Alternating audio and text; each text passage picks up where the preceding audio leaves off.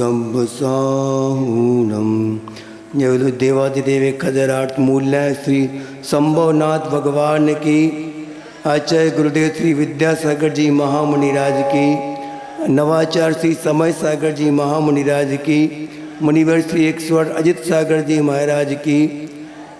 कल्पद्रुम महामंडल विधान की। 3 कम 9 करोड़ मुनिराजों की। बोलिए मुनि श्री निराग सागर जी महाराज की। बात की शुरुआत एक छोटी सी कहानी से करते हैं कि इस विधान का महत्व क्या है, उसे अपन समझें। एक नाविक था जो सुबह सुबह एकदम जल्दी उठ के और अंधेरे में ही वो और नदी के किनारे पहुंचा अपनी नाव को संभालने के लिए।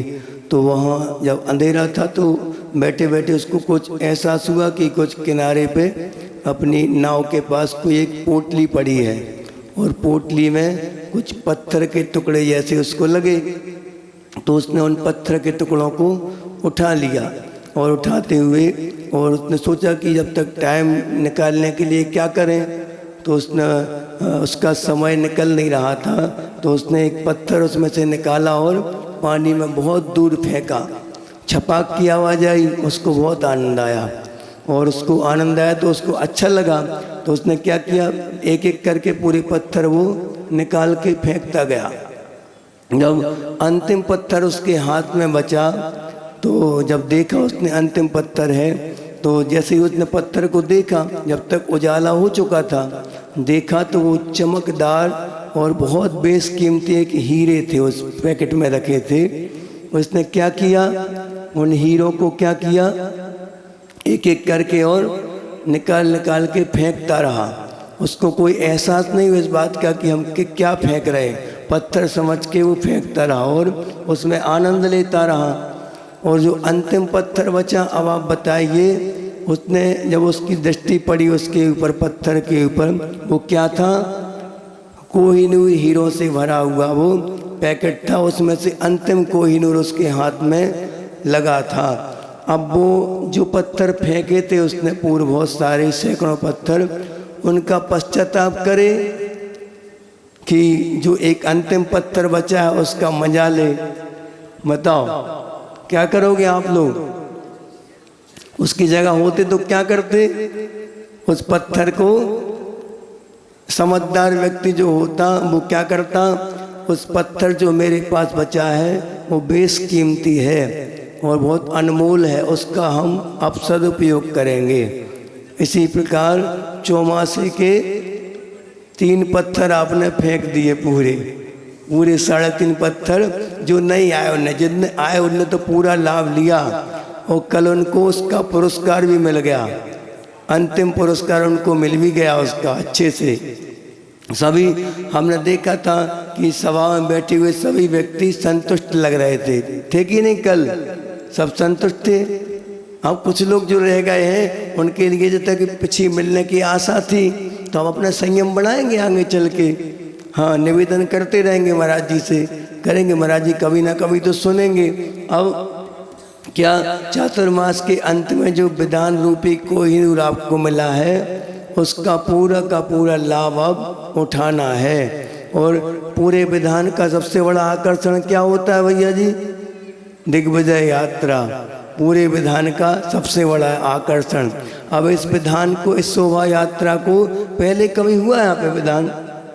सिद्ध चक्र महामंडल जी वाला कल्पद्रुम विधान कभी नहीं हुआ।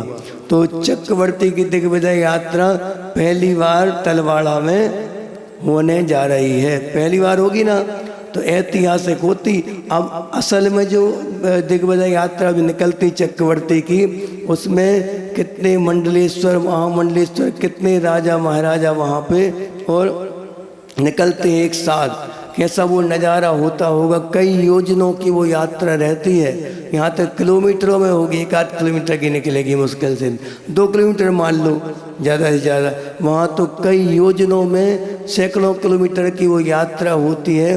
उसमें धन धान्य से भरा हुआ किमिच्छिक दान होता है। किमिच्छिक दान क्या कहलाता?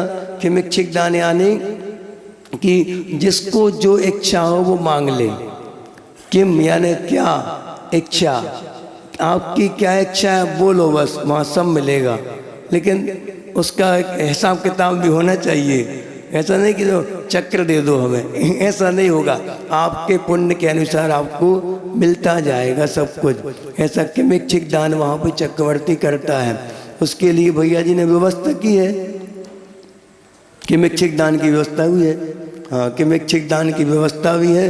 और ऐतिहासिक एक ये स्वर्णिम पल आने वाला है आपके जीवन में। इसमें हम लोग तो शामिल नहीं हो सकते। हम लोग शामिल होंगे तो वे चक्रवर्ती रथ में बैठ नहीं सकता, वो नीचे उतर के चलेगा फिर। इसलिए आशीर्वाद, यहाँ आके पूरा आशीर्वाद दिग्विजय करके आया है ना वो, और नीति न्याय के साथ वो दिग्विजय करता है। इसलिए उसके महापुरुषों में उसको शामिल किया जाता है। वो अर्थ पुरुषार्थ का चरम पुरुषार्थ क्या कहलाता है? चक्रवर्ती रत्न का प्राप्त होना अर्थ पुरुषार्थ का चरम उत्कृष्ट है, वो उत्कृष्ट पुरुषार्थ वही कहलाता। तो आज वह यात्रा आपके बीच में होगी। आप इस विधान में बैठे हैं, अच्छे से इसका अंतःकरण शुद्ध करके अपना और पूरी मनोदृढ़ता के साथ अपन विधान में शामिल हों और अरहंतों के स्वरूप को अच्छे से पढ़ के एक एक अर्घ को बिल्कुल समझते जाएं और अपने जीवन में उतारते जाएं। अब ज़्यादा हिम्मत तो नहीं बोलने की, मुनि श्री ने बोला तो हमने इतना आपको बता दिया। अब इसी भावना के साथ बोलो संत शिरोमणि आचार्य भगवंत श्री विद्यासागर जी महामुनि राज की जय हो। बोलिए परम